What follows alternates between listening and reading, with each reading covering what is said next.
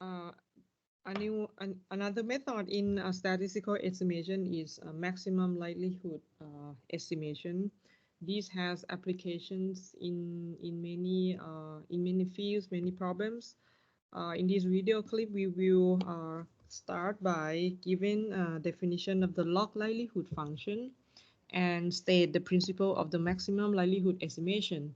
And then we're going to give examples of several models, model with and without the predictors.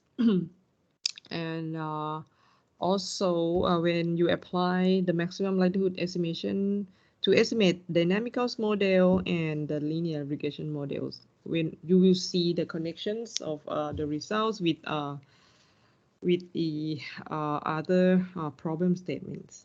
Okay. Maximum likelihood estimation is used in both regression and classification problems. All right. So let's see its fundamental. First, let me state the problem setting.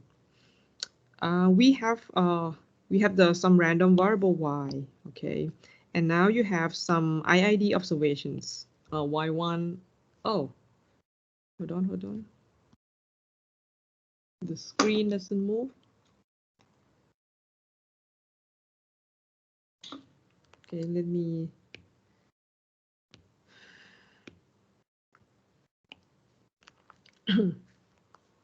The problem setting of the MLE, okay, we say in short ML or MLE, maximum likelihood. You have some random variable y, you have IID observations. These are y1 dot yn, okay. You also assume that the variable y has some distribution function, the PDF, and that PDF is distributed. That PDF is parameterized by parameter theta star. Theta star is unknown. Okay. For example, you have samples of binary observations. Okay, then you say that, okay, my y should be Bernoulli random variable. Okay, but the parameter of Bernoulli is the probability of y equals 1. Okay, this p is unknown, but you assume that its y has Bernoulli distribution. Okay, that's an example. When you have this, okay, we define the likelihood function as the joint PDF of those n observations. We use the notation of little l. Okay, the little l is a joint PDF of y1 dot yn that parameterized by theta. When we take a look at the log likelihood function, okay, instead of unlike the joint PDF, the joint PDF is a function of the samples y1 yn. But when we take a look at the log likelihood function, we see it as a function of theta. Okay, but also, of course, it depends on the value of y of the samples you use to evaluate the log likelihood function.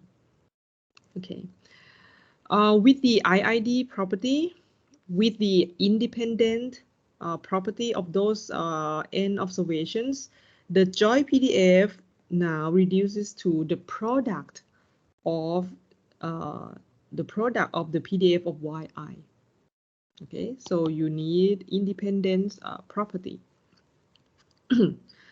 Okay, now the log likelihood function, just basically the definition, basically take the log of the likelihood. All right, so when you take the log of the product, Napat, what do you get? You get the sum of log. Yes, the log of the product is the sum of log, right? And that is the expression of the log likelihood function. So it is sum of the log of PDF of yi. parameterized by theta. Okay. Please take a look at the notation. Let me explain the notation a little bit. I try to keep things simple, but it is not kind of not rigorously correct in terms of the mathematic term. I would like to make it clear also. So here, y1 yn, I use the notation of y. So when you see the y here, it means that I actually mean that these L also require the information of n samples. Okay, this y. But then I also use y as a dummy variable, in the PDF function. This is something different. When you say this is a dummy variable, for example, my y is Gaussian, my random variable y is Gaussian, right? So this y plays a role of dummy variable in the sense that it is e to the y minus mu square divided by 2 sigma square. All right. So this is just a dummy variable. I can change this y to like t or to s or anything. But don't get confused between this y as a dummy variable and the y that I use to represent the n samples. Okay. So to be like mathematically correct, I should have used another notation, like maybe bold-faced y or something else. But as I said, I wanted to keep things clean, so I just use the same notation. It might be a little bit confusing, but if you know the context, that should be clear. All right. Now, I would like to state the maximum likelihood principle. The maximum likelihood principle is applied to the problem setting where you have, again, the half samples of y, you have assumption of that distribution, which means you know the expression of density function of y, but it's just that the parameter of that distribution is unknown, but it's a thing to be estimated.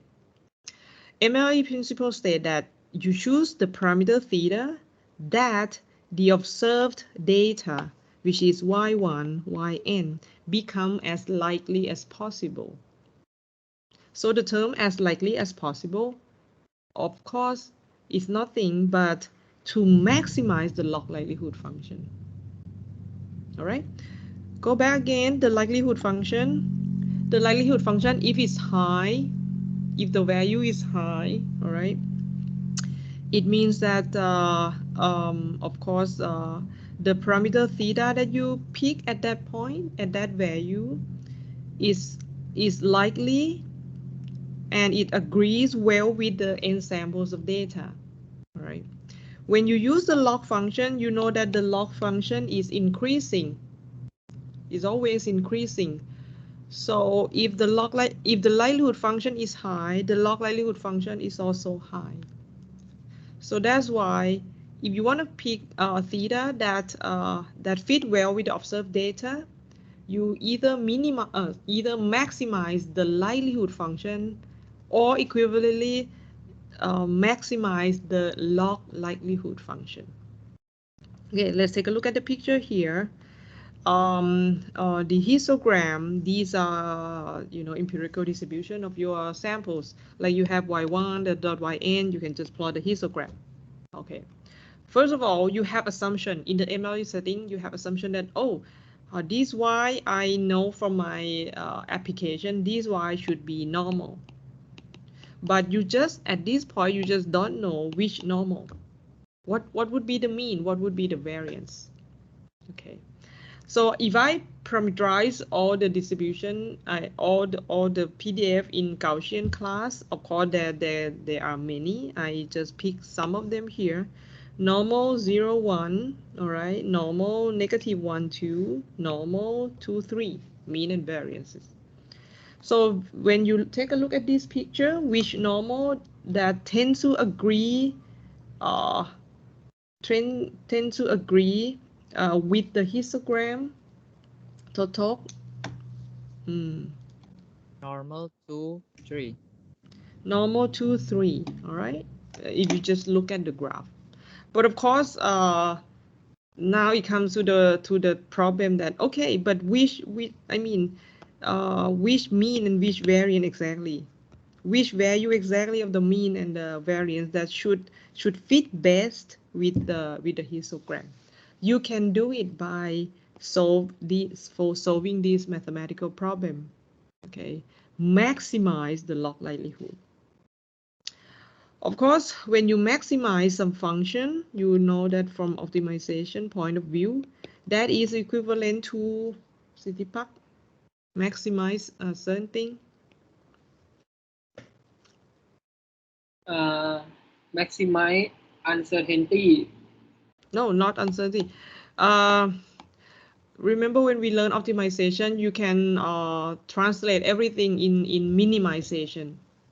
Even though the original problem is max, okay? Maximize L equal to minimize minus L. Minus L, okay. Is this equal to, here I would like to say that you're gonna need another minus sign, all right? Because the way you say equals to here is a function value that are equal, all right? But of course the minimizers are the same. Theta that maximize L is gonna be the same theta that minimize minus L, all right? And you know that this is unconstrained optimization problem. You just derive the zero gradient condition because this is optimality condition. Take the gradient with respect to theta and set it to 0. Okay, that is the principle of the maximum likelihood estimation. Now let's take a look at this is classical examples. You have Gaussian random variable, but I would like to extend to the vector case. Okay, now you have observed yk, n samples of y. These are all random vectors. These are vectors in Rn. They are IID. Okay, and now in your application, you believe that these samples are Gaussian. Okay, so you assume the distribution to be Gaussian with mean mu and sigma, but then these parameters will be estimated because the values are unknown.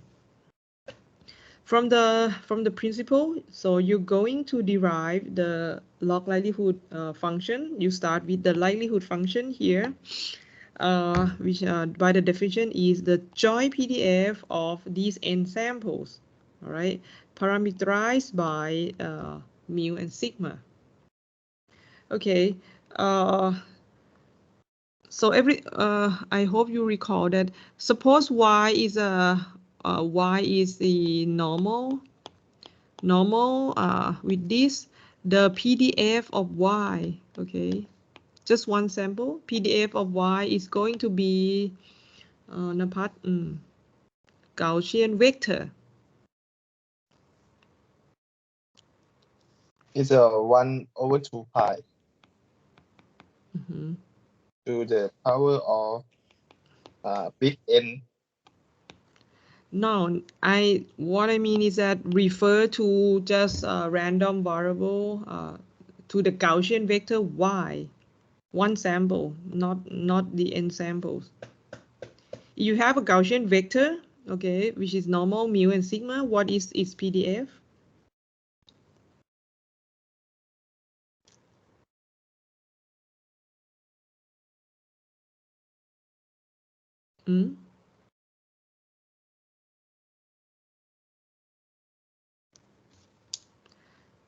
Gaussian variable, the vector form. 1/2 pi and sigma square. Sigma square. Sigma is a matrix now. Sitipak. 1/2 pi power n over 2. N half, okay. And multiply with the determinant of sigma, square root of them. Square root of determinant. Multiply with the exponential of minus y minus mu 1/2, yeah, y minus mu sigma inverse y minus mu transpose. Where is the transpose again? Transpose at the first term of y minus mu. At the first term. This is the Gaussian PDF of sorry. This is a PDF of Gaussian vector in Rn. Okay. So if you derive the joint, right, the joint PDF of Gaussian, but you have assumption that these are IID, they are independent and they are also identical. They are identical, which means that if you pick any YK, they also have this PDF. Okay, so the joint PDF is given by the product, right? The product. So you just apply the product of this guy. So you will see that the term n half, small n half will be multiplied with, not multiplied, like yes, you're going to multiply these term for big N times. So you're gonna see that the big N appears here. For the exponential term, you know that the product of exponential so become the sum of the exponent. So you're gonna have the sum of yk minus mu and everything.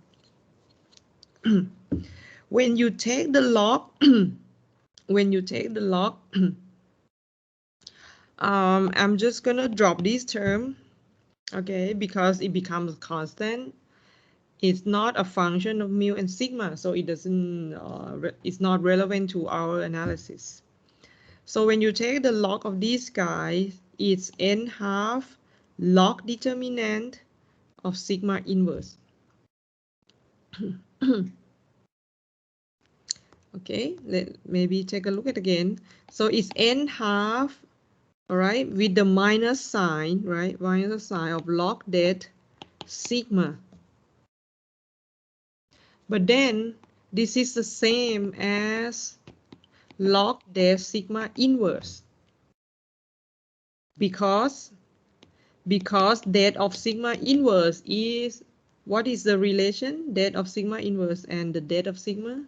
Ping.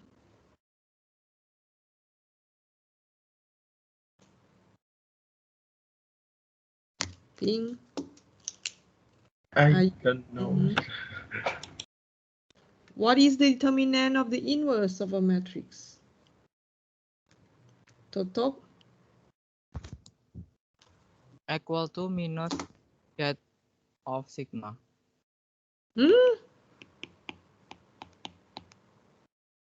This? No. 1 over. What is it?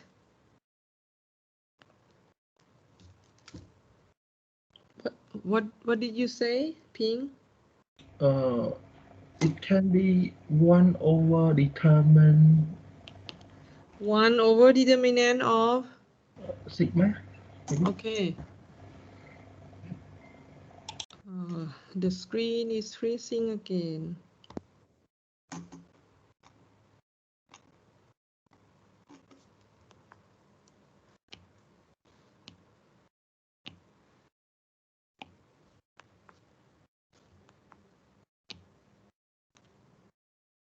All right.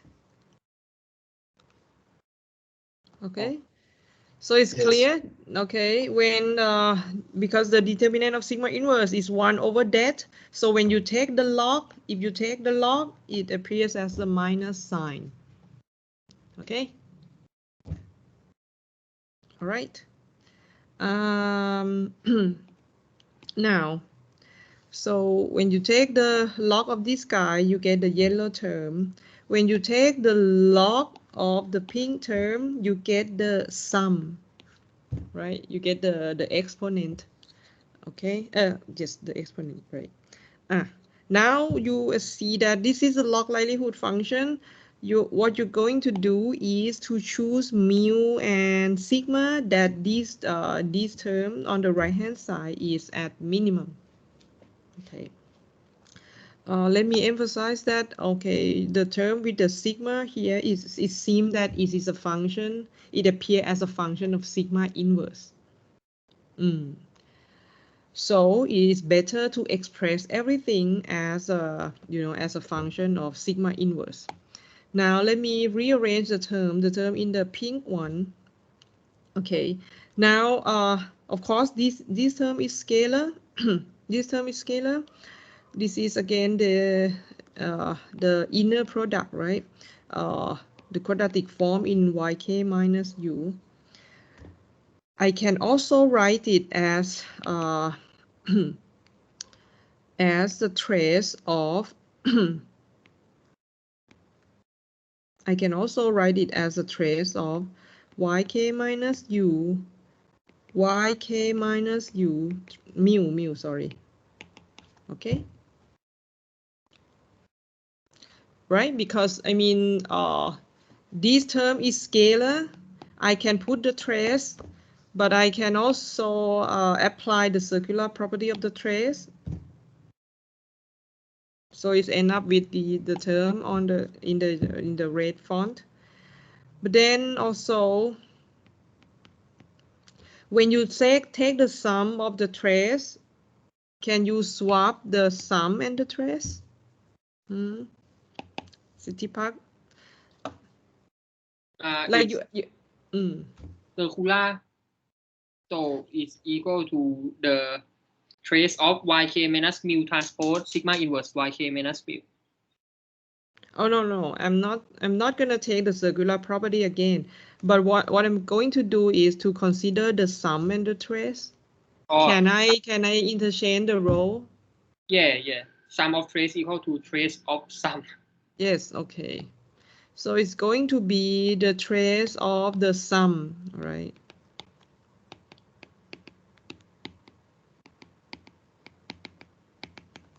All right.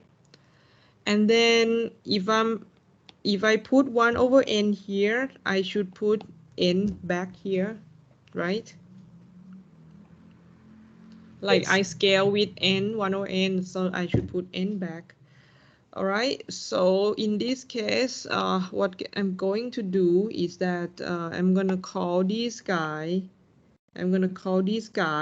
C, because if you take a look at its expression, it's like outer product of y minus mu, right? And take the sum. So the expression here, it is the sample covariance of y, right?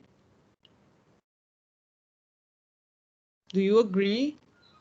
Like you have samples of y, you subtract by the mean, compute the outer product, and take all the sum, normalize by n. That is sample covariance of y. Okay. So now if I write again everything nicely, I'm going to have n half log det sigma inverse minus n half trace of C sigma inverse. Okay. Now what I'm going to do is, of course, when I put C, if I put C, you see that the row of mu is kind of hidden in the sample covariance matrix. Okay. Now, what I'm going to do is I'm going to take the gradient, take the derivative with respect to sigma inverse. I don't have to take sigma as a variable because everything is expressed as a function of sigma inverse. All right. So if I take the derivative with respect to sigma inverse, what do I get? Now, again, refer to the what?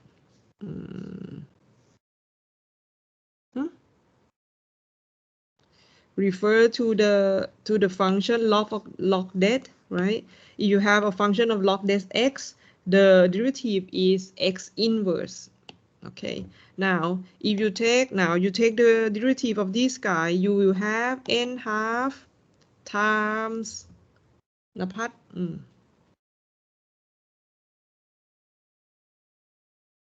time sigma.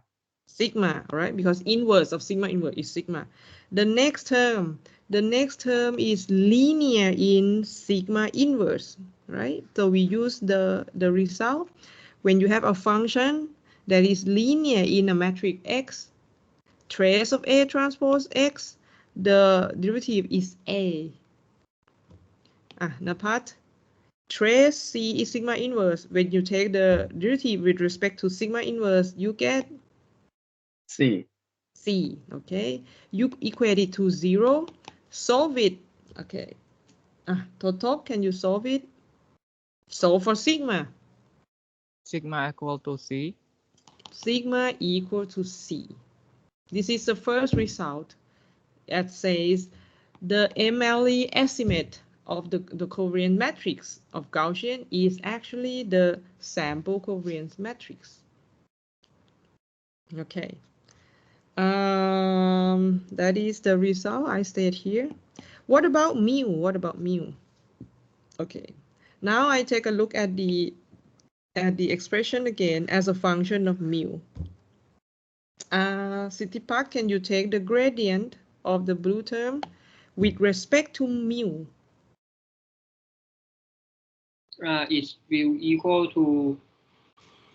to sigma inverse yk minus mu transpose. No, not transpose. I mean, it's a function of mu, all right? It's a quadratic function of mu, like, and then you don't forget the sum, all right? Okay. And set it to 0, right? Yes. So it's like function like, you have function of mu transpose sigma inverse, right? What is the gradient? That is sigma inverse mu. All right. Okay. When you set the gradient with respect to 0, of course, sigma is invertible.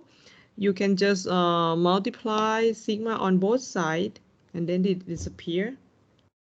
Okay. So when you solve this equation, what do you get?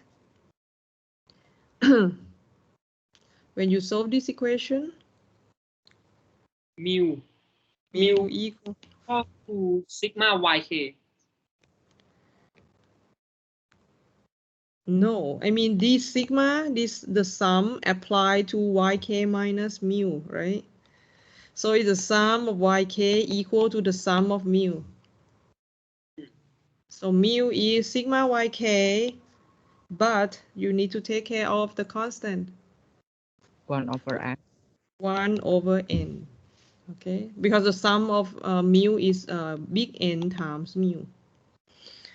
All right, and that gives you the conclusion that the MLE estimate of the mu is actually the sum of yk, and that is the sample mean of y.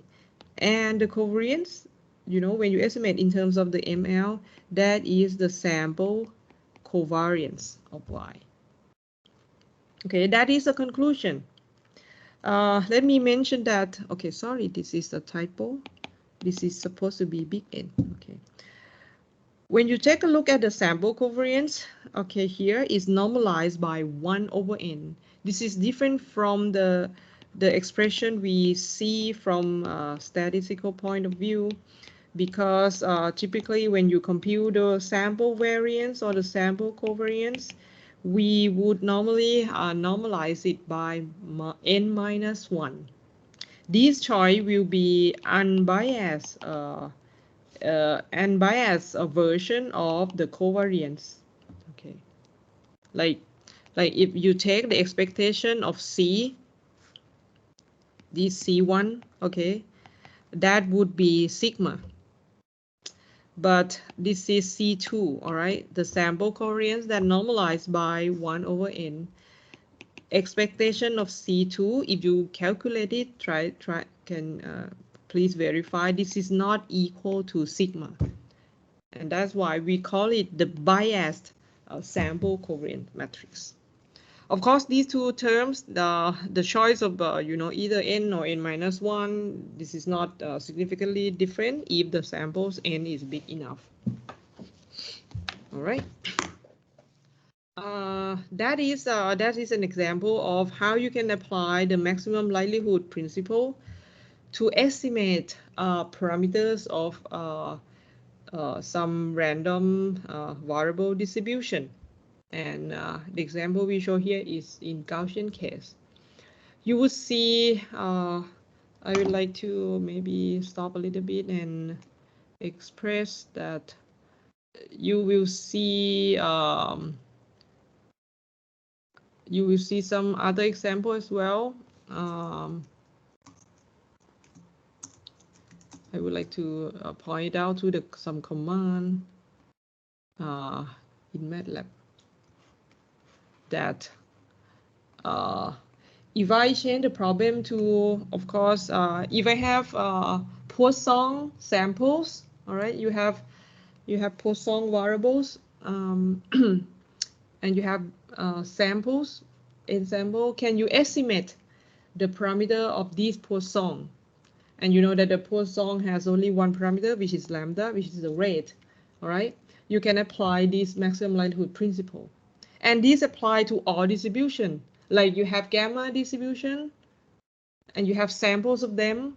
You know that the gamma distribution parameterized by the shape and the scale. All right. So let me maybe if you look at the screen. All right. Here, like you have gamma distribution. I don't know if they have the expression of the. Oh no, they don't. Okay. Maybe I can just take a look at the. Okay, gamma distribution, right? It has a parameter like either k and theta. You have n samples, and based on the n sample, you would like to estimate k and theta. Now you can apply the same concept, maximum likelihood. All I'm saying is that, you know, when you apply the maximum likelihood principle to estimate distribution parameter, this is a very classical problem. This is called fitting distribution. And by now you can use the command fit probability distribution function to data. This is a command in MATLAB. What you can do is specify the distribution class, like either normal, binomial, Poisson, and everything, and apply the samples. It will return the estimate of parameter values. Let me make a note that the results of this fit dist, most of the time it returns the MLE estimate. Okay, most of the distribution, but you have to check again on each distribution whether they use MLE or not. Sometimes they use other methods like general method of moments. All right. Okay. Now let me go back to the model.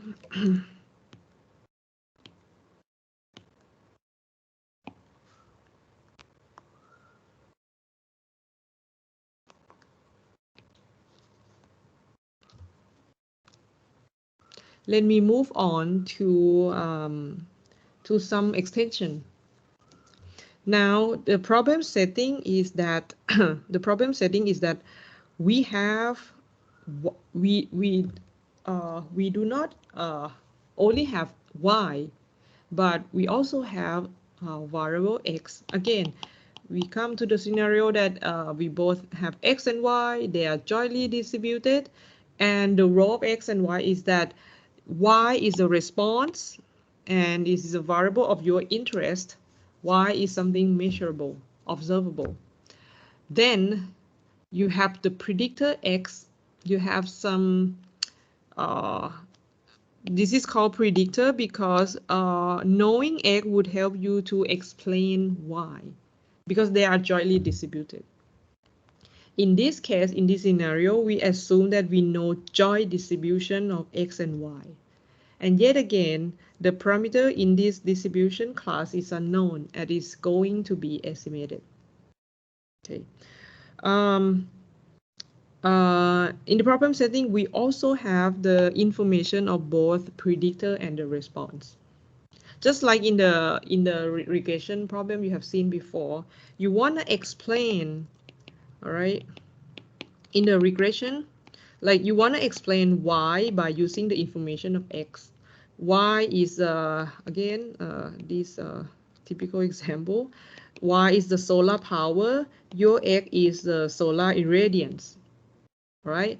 Your x2 is the temperature, the ambient temperature, or some other weather condition or weather variable.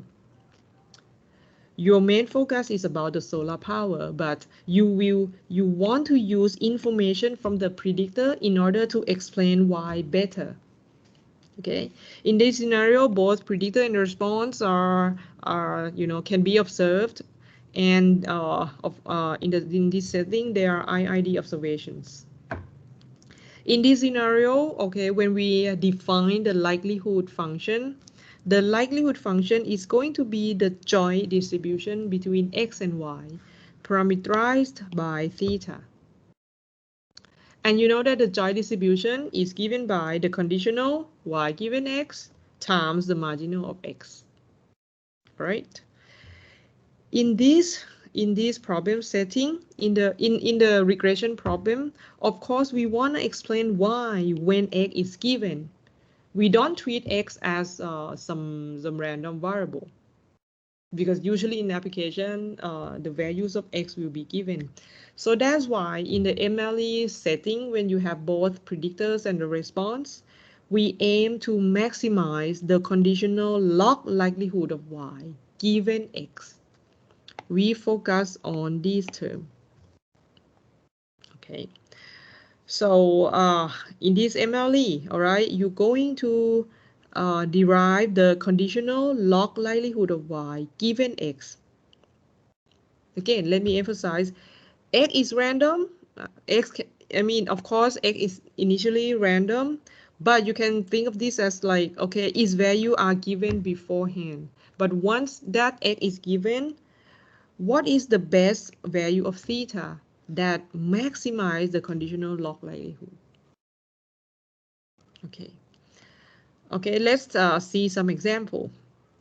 We would like to explain the number of car accidents or the variable y, right? You know that in the city.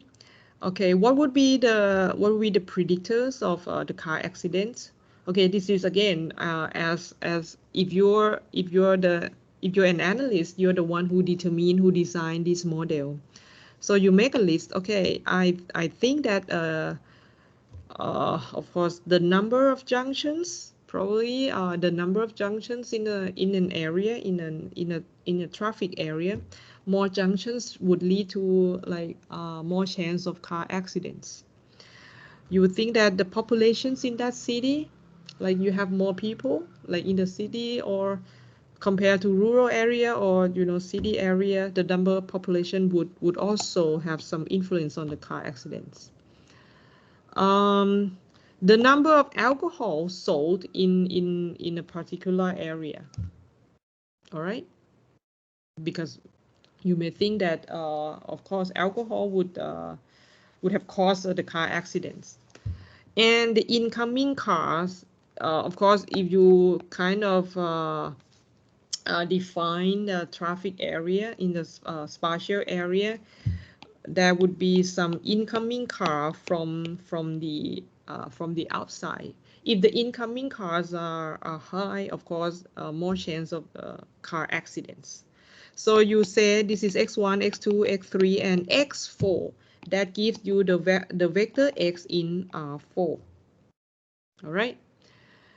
Now, I would say you have obtained IID observations collected from several cities. So your index I here are the index of the city.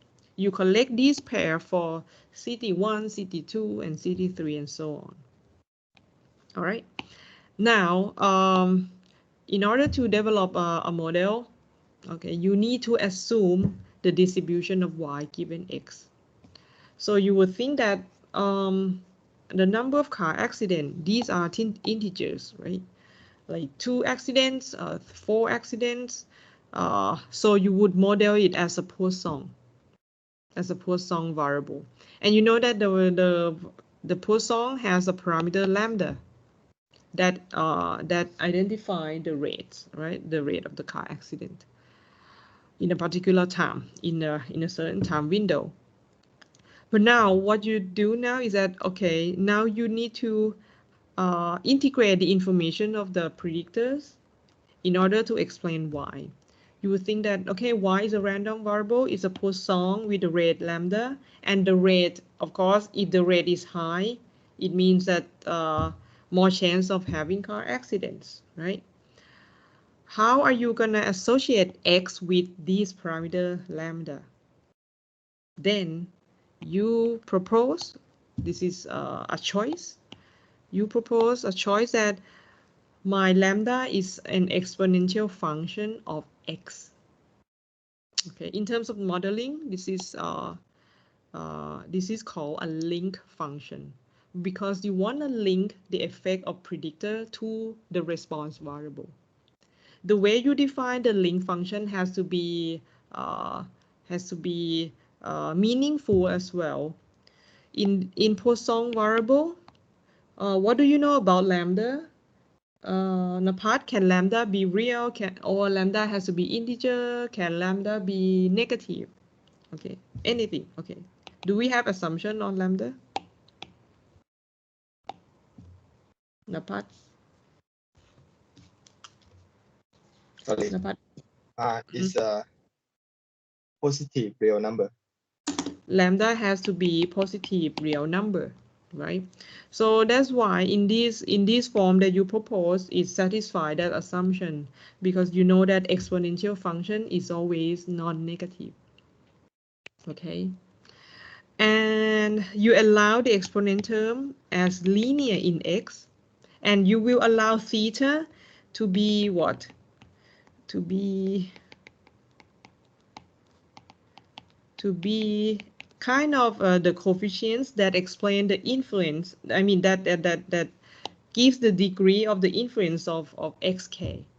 Okay, if theta is negative, it means that that predictor has some anti-effect to the mean of y. Okay. All right. What is the Poisson distribution? What is the Poisson PMF? The probability of the variable y equals to y is Titipak Poisson. E to the minus lambda Mm-hmm. over lambda E ยกกำลัง lambda to the k and over k fact Lambda to the y lambda to the y divided by y factorial.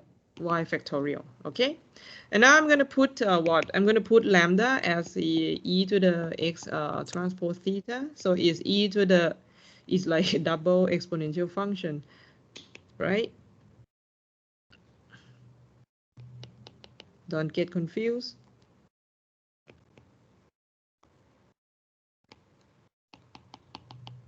All right, and then y factorial. Okay, everything looks good. Looks good. So the conditional density function of y given x is going to be this exponential term, this lambda to the y, all right, and then you put lambda as e to the exponential of x theta, and divided by y factorial. Okay, now, of course, y1, yn, conditioning on x1, xn, parameter theta, is going to be the product of all these guys over I, right? Because of the IID assumption. The conditional log likelihood is going to take the log of this function And of course, the log of the product is the sum of the log. Then that's why you have the sum here. Okay. Then you take the log of everything here, right? Log of the, oh, the screen freezes again.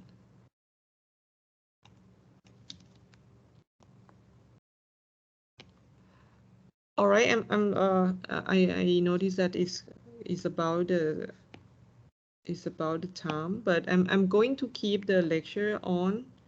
So if you have to go to other class, you can leave the meeting, but I will finish the lecture. All right, so when you take the log, okay, the log of this guy, again, it doesn't respond. Something wrong with the screen.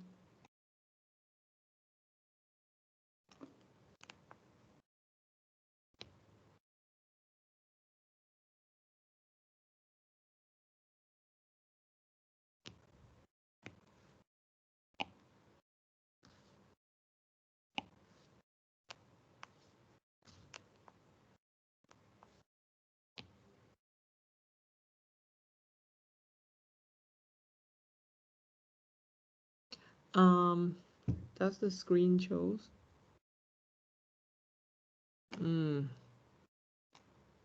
What do you Not see yet. on your side? Lecture note or what? See the black screen. The black one.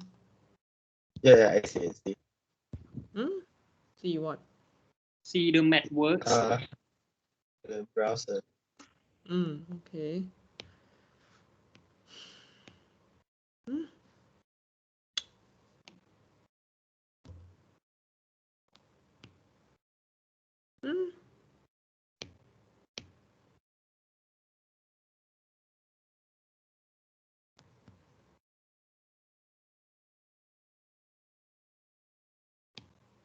Okay, I need to join.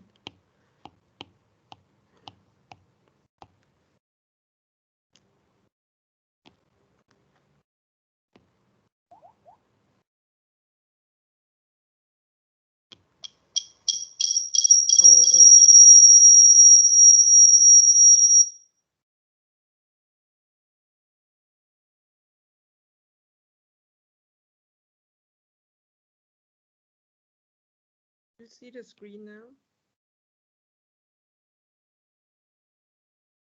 Yes. Now we take the log, right? You take the log of all these guys. The log of the product is the sum of the log. The first term you get exponential, okay? The exponent. The second term, you take the log of this guy, you get yi, and the log of e, so you get the exponent. And this is divided by y factorial, so you get minus log y factorial. All right. So this is the conditional log likelihood function of y given x. We take a look at this. This is different from the Gaussian example we've seen before, because even though we take the gradient, we can try, okay? So we try to take the gradient of L with respect to theta. You will see that, okay, the first term, you would get, when you take the gradient, that would be the, you need to apply the chain rule, okay? First, gradient of exponential is the exponential, but then you apply the chain rule. Because you take the derivative with respect to theta, you get xi. The second term, this is linear in theta, right? So the gradient is yi xi. All right, and the latter term, of course, is 0. You're going to set it to 0.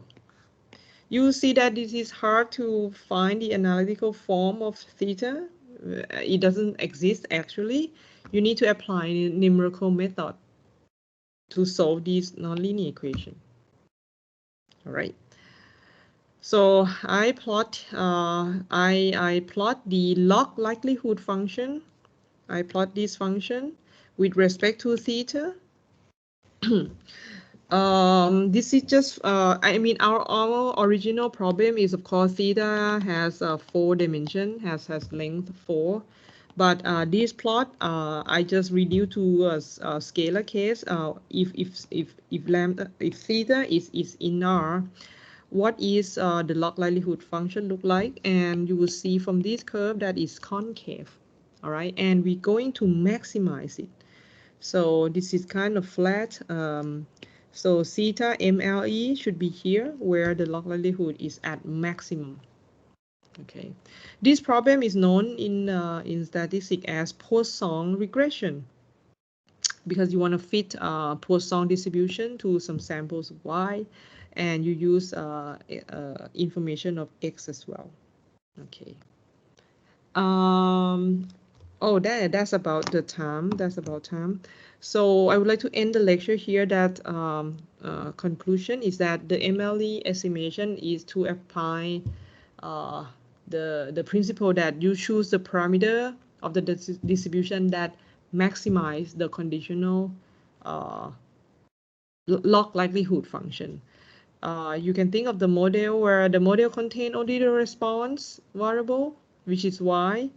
So in that sense, the log likelihood function is simply the distribution, the joint PDF of Y.